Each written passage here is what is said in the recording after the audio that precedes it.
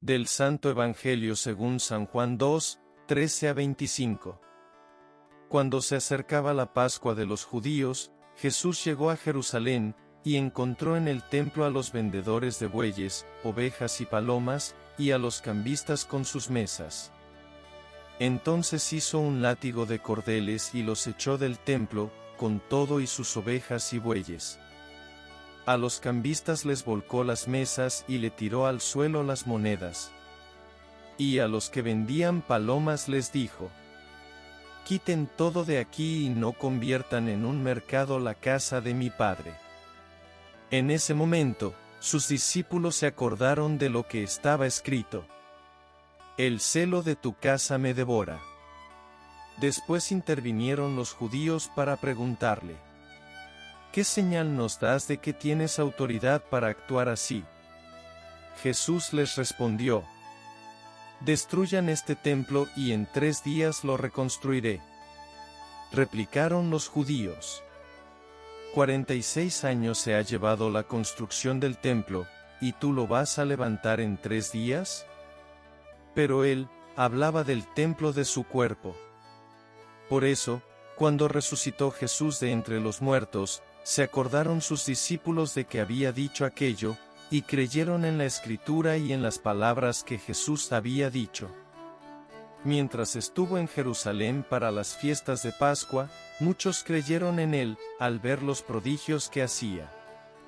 Pero Jesús no se fiaba de ellos, porque los conocía a todos, y no necesitaba que nadie le descubriera lo que es el hombre, porque él sabía lo que hay en el hombre. Palabra del Señor. Gloria a ti, Señor Jesús. Comentario al Evangelio de San Juan 2, 13 a 25. Correspondiente al tercer domingo de Cuaresma del 3 de marzo de 2024. A cargo del Padre Juan Guillermo Blandón Pérez. Después de haber atravesado, el domingo pasado, el velo penitencial de la humanidad de Cristo, y de haber llegado al gran misterio de su divinidad, centro y culmen de la fe católica, hoy nos adentramos, iluminados por esa misma fe, en el misterio del templo viviente que es el mismo Cristo, cabeza y fundamento de su mismo cuerpo místico que es la Iglesia o comunidad de los bautizados. Al introducirnos conscientemente en este templo, descubrimos iluminados por las palabras de Cristo, y por la fe que nos viene de la profesión sincera de la divinidad de Cristo, que el lugar físico al cual llamamos templo es simplemente una imagen terrena del verdadero y eterno templo que es la persona divina de Cristo, verdadero hombre y verdadero Dios.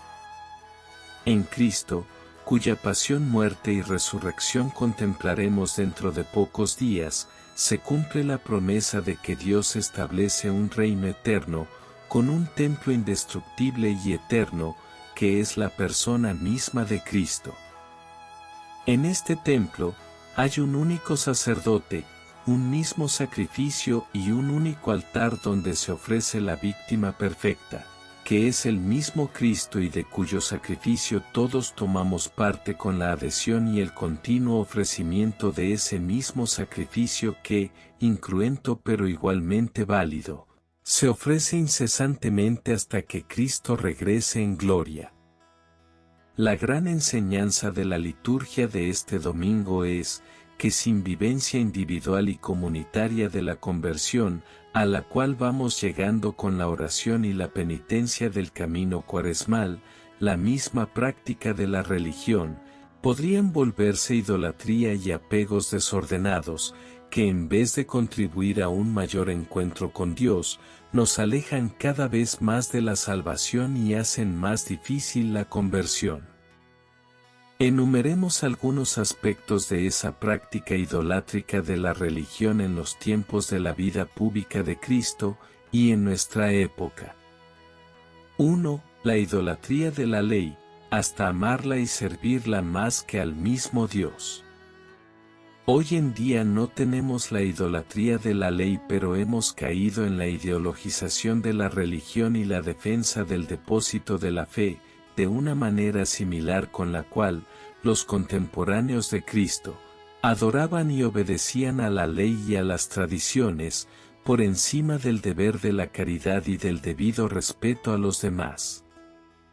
2. El equivocado intento de poner el amor y el servicio a Dios al servicio de las estructuras terrenas y mundanas.